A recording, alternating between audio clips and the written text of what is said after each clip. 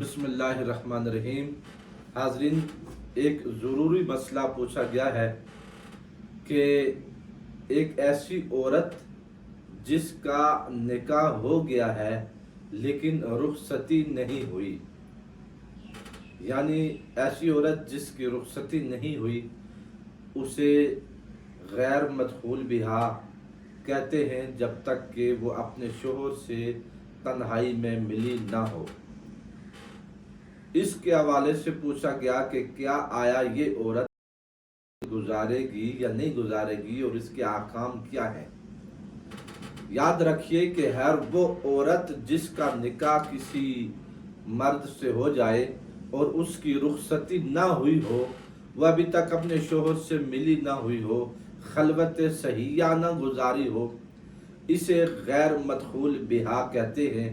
اور غیر مدخول بہا عورت اگر اسے رخصتی سے پہلے اور دخول سے پہلے، خلوت صحیحہ سے پہلے، یعنی ہم بستری کرنے سے پہلے اگر اسے طلاق ہو جاتی ہے تو اس صورت میں اسے نصف حق مہر ملے گا اور وہ عدت نہیں گزارے گی۔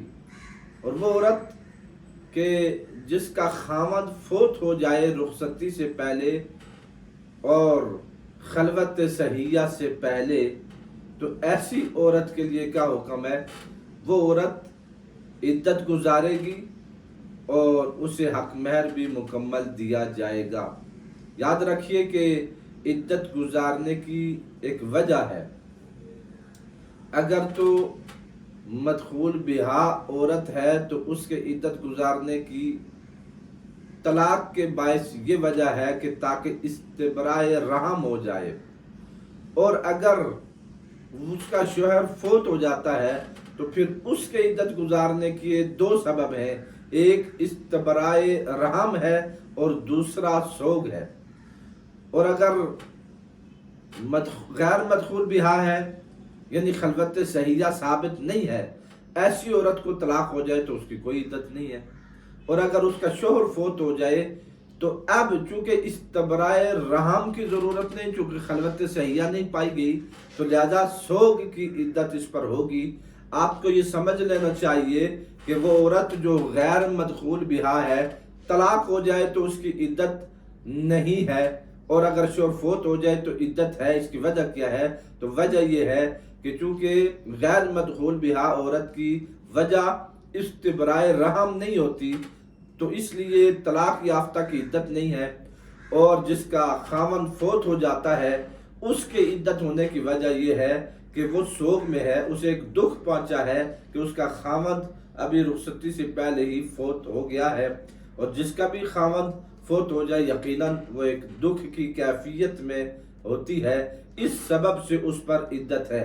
اب دیکھیے صاحب ہدایہ بیان کرتے ہیں اسی مسئلے کو کہ ومن سما مہرن عشرتا فما زادہ فعلیہ المسمى ان دخل بہا او مات عنہا۔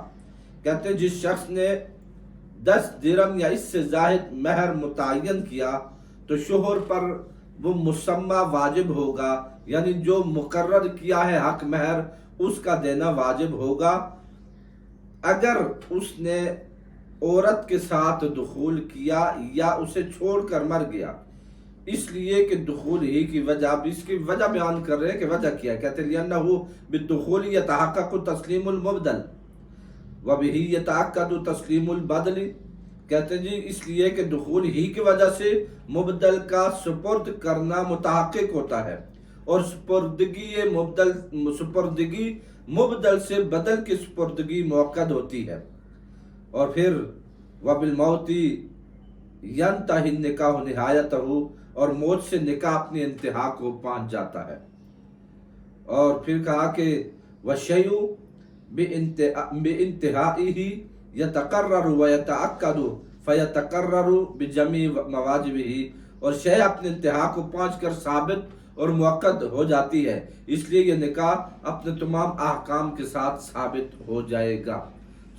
ایسی عورت جس کا شوہر فوت ہو جائے اور وہ دخول سے پہلے، رخصتی سے پہلے فوت ہو جائے، تو اس کی عدت بھی ہے اور اس کو حق مہر بھی دیا جائے گا۔ اور پھر کہا وہ عورت کہ جس کو طلاق ہو جائے، کہا وَإِن طَلَّقَهَا قَبْلَ الدُّخُولِ وَالْخَلْوَةِ فَلَهَا نِصْفُ الْمُسَمَّى، اور اگر وہ عورت کہ جسے دخول سے پہلے، خلوت سے پہلے طلاق ہو جائے، فَلَهَا نِصْفُ الْمُسَمَّى، اس کے لیے مقرر کردہ حق مہر کا نصف مہر دینا لازم ہوگا۔ یعنی شوہر اسے طلاق دے تو جو حق مہر نکاح میں مقرر ہوا تھا اس کا نصف حصہ وہ اسے دے گا، لقولہ تعالی وَإِن طَلَّقْتُمُوهُنَّ مِن قَبْلِ أَن تَمَسُّوهُنَّ، یہ آیہ مقدسہ ہے۔ اللہ رب العزت نے اس کا ذکر قرآن مجید میں فرمایا ہے کہ چھونے سے پہلے اگر اسے طلاق دے دیتا ہے تو پھر اس کے لیے نصف حق مہر ہے اور یہ دینا لازم ہے۔ یقیناً آپ کو بات سمجھ آ گئی ہوگی کہ غیر مدخول بہا کو طلاق ہو جائے تو اس کی عدت نہیں ہے مگر حق مہر نصف ملے گا، اور اگر غیر مدخول بہا عورت کا شوہر فوت ہو جاتا ہے تو اسے حق مہر بھی مکمل ملے گا اور وہ عدت بھی گزارے گی اور وہ عورت وراثت میں بھی شامل ہوگی۔ اس لیے ہمیں ان مسائل کو سمجھنا چاہیے، جاننا چاہیے، سیکھنا چاہیے تاکہ ہم کسی کی حق تلفی نہ کریں اور کہیں نہ سمجھی میں نہ جانتے ہوئے کسی گناہ کے مرتکب ہو جائیں اور عند اللہ ہم عتاب کے سزاوار ہو جائیں۔ اللہ رب العزت ہمیں مسائل کو سیکھنے اور انہیں سمجھنے کی توفیق عطا فرمائے۔